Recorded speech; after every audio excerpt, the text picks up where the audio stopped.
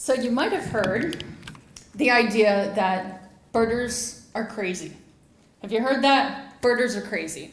Well, I don't know if they're crazy, but I can tell you that people who go out in nature and try to find birds might have a little bit of something going on that might be defined as crazy in some circumstances.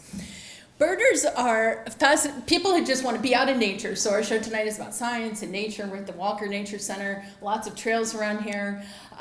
You can walk around and you can look up in the trees and try to identify the birds in the trees and try to figure out what species they are. And it's adventure every single time you walk out the door. It's a lot of fun. But I will say that birders will not care about distance, they won't care about cost, and they won't care about the weather just to find any particular species that is not yet on their life list. So birders keep what they call a life list. That life list can be birds from North America, where we're living right now, or birds from any other part of the world. So a few years ago, my husband and I decided to quit our jobs and go backpacking through Southeast Asia.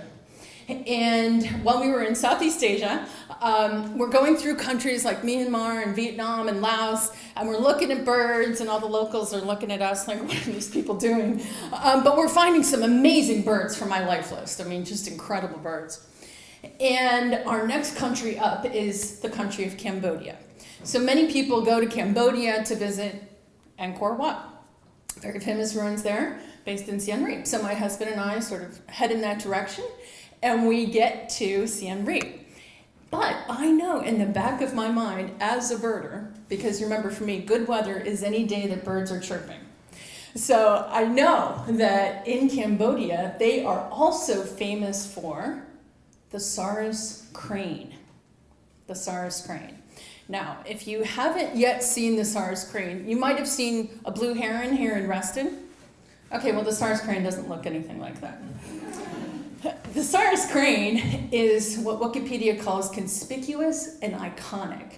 It's the largest flying bird in the world. It's 5 feet 11 inches tall. It's all gray, and it has a red head. So it sticks out. And there are only 2,000 of them that live in the country of Cambodia. A lot of them live in India and some in Australia, but only 2,000 live in Cambodia.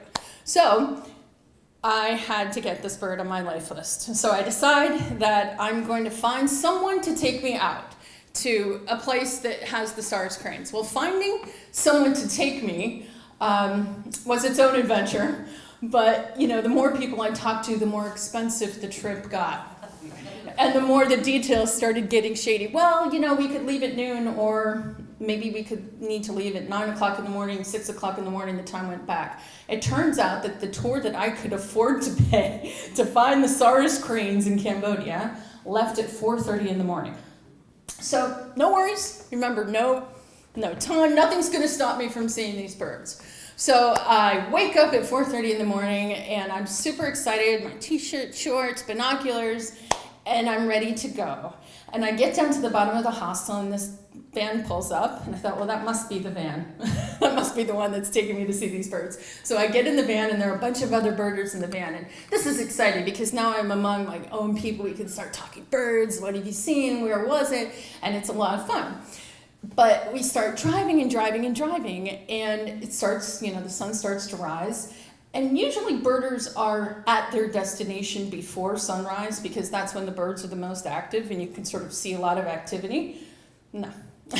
We kept driving and driving and driving. So we get to this place called the Tunlang Sap Biosphere Reserve, which is a couple of hours out towards the rice paddies from Angkor Wat. We get out there, get out of the truck, and I'm looking around, and there are no birds anywhere. No birds at all. And I thought, well, you know, maybe they're just not here, and we're going to be walking towards them. So we start walking, and I'm noticing that it's really cold. And remember, this is Cambodia. It's supposed to be really hot there. It was cold. And we start going off of what wasn't even a road, you know, start going through some of these rice paddies. And one of our birders spots a white-breasted water hen. Wow, that's cool. That's a new bird from my life list, a white-breasted water hen. But I said, I'm here to see the Cyrus Cranes. You know, the other birders were happy to see the white-breasted water hen. I was not happy. I wanted to see the Cyrus Crane. Keep going. And then another birder spots the blue-tailed bee-eater. Wow, that's an awesome bird. It's got lots of different colors and it has a blue tail. Awesome bird to put on your life list. All the other birders were super excited. I was kind of not disappointed, but it wasn't the Cyrus Crane. So we keep going and going and going. And we find the jacana, and we find the painted stork. The painted stork was big enough to be a Cyrus Crane, but completely the wrong color. So finally, we get out to these fields, and we're sort of looking across the horizon, and our guide doesn't know the words to the birds in English. He can only point to them in the book. So between the group of us, we're sort of trying to identify these birds, and way off in the distance, you can see some activity, and sure enough, there was a whole family of Cyrus Cranes. They were all there. And I'd say they're probably 300, 400 yards away. And we were all really excited because we saw these Cyrus Cranes, and I mean, this is just awesome. We're so happy, and but we're tired, and we're dirty, and we're cold, but we saw the Cyrus Crane. And so we're like, let's get closer so we can get a picture so people will believe us that we saw the Cyrus Crane.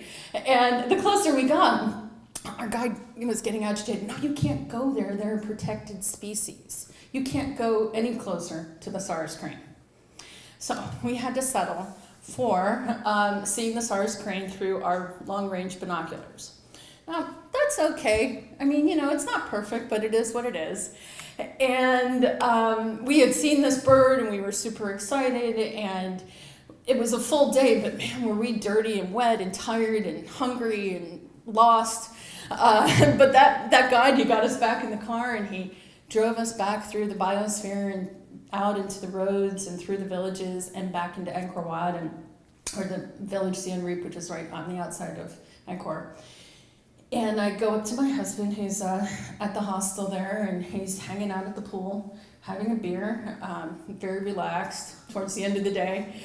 And he takes one look at me, and you know, it's the classic question, hey, honey, you know, how was your day? And I said, well, man, you know, we went on this adventure, we saw this, we saw that, and we finally found the Cyrus Crane, but I'm so tired, and I'm hungry, and I'm dirty, and I'm exhausted, and I am happier than a woodpecker in a lumberyard.